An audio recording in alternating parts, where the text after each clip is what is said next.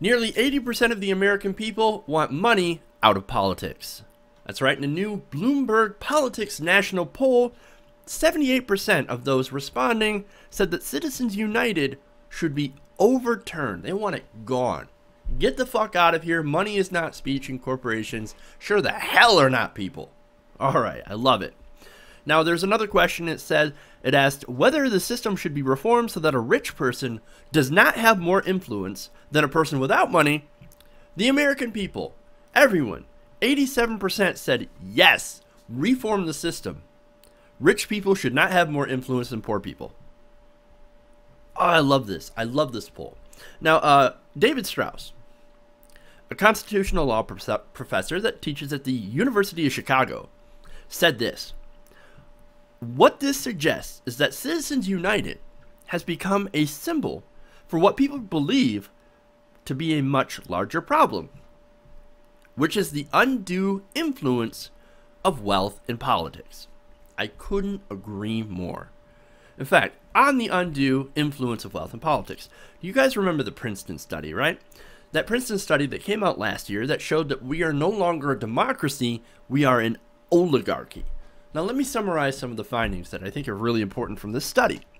Now, quote, multivariate analysis indicates that economic elites and organized groups representing business interests have substantial independent impacts on U.S. governmental policy, while average citizens and mass-based interest groups have little or no independent influence. No independent people. The people have no influence. Another point, when a majority of citizens disagrees with economic elites or with organized interests, they generally lose. Moreover, because of the strong status quo bias built into the U.S. political system, even when fairly large majorities of Americans favor policy change, they generally do not get it. You see, this is why we can't move on things like gun policy, for example, despite large majorities favoring things like background checks.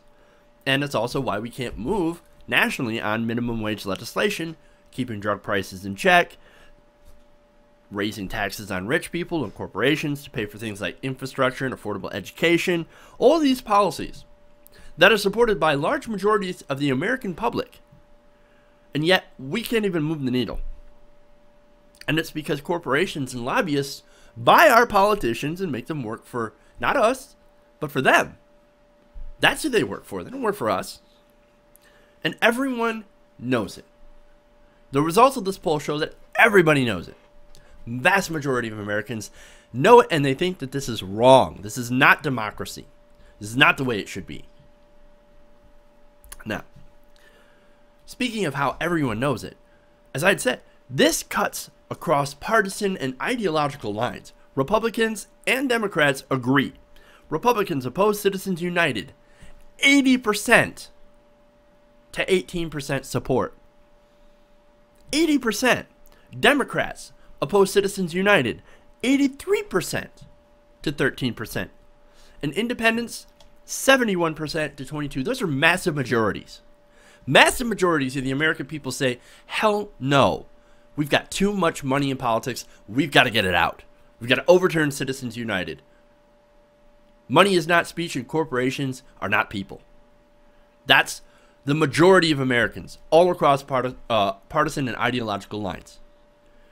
80% of Republicans, 83% of Democrats. That's virtually identical. It's amazing. It's amazing.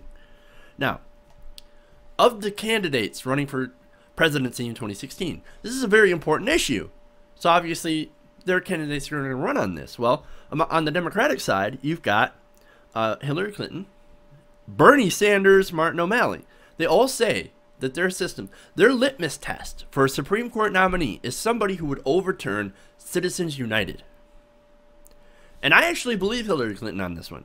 I think she would appoint someone to get money out of politics.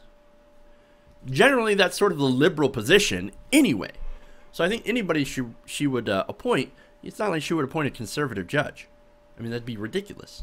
What would be the point of electing Hillary Clinton if she would appoint a conservative judge? It would make no sense. Most liberal justices would be against the role of money in politics and against Citizens United. So it's kind of a slam dunk. Martin O'Malley, same thing. And Bernie Sanders, as I said, Bernie Sanders makes this his litmus test for anyone on the Supreme Court to be nominated by him. Now, as I said, slam dunk. Now, Republican candidates, well, you look on the Republican side, they're obviously not representing their voters. No one, not one person on the Republican side, save for Donald Trump of all people, has said anything about overturning citizenship. They love money in politics. They love it. They eat it up with a spoon.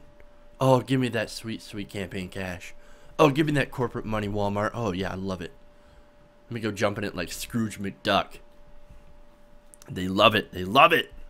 And look, let me point out that Hillary Clinton does take super PAC money. Let's be honest. Most candidates do, except for Bernie Sanders. Bernie Sanders is the only one that doesn't take super PAC money, and Donald Trump is self-financing. So, let's be fair. And he will not take money from lobbyists as well. At least that's what he says. So, as I said, man, there's the poll. There's an issue that the American public is getting behind, has gotten behind. They know money in politics is wrong. They know that it gives an undue influence to the wealthy and to corporations, and gives them the ability to buy our politicians. They know it's wrong. Americans know fairness when they see it. And they see that this level of money in politics is 100% completely unfair. And they want to change it.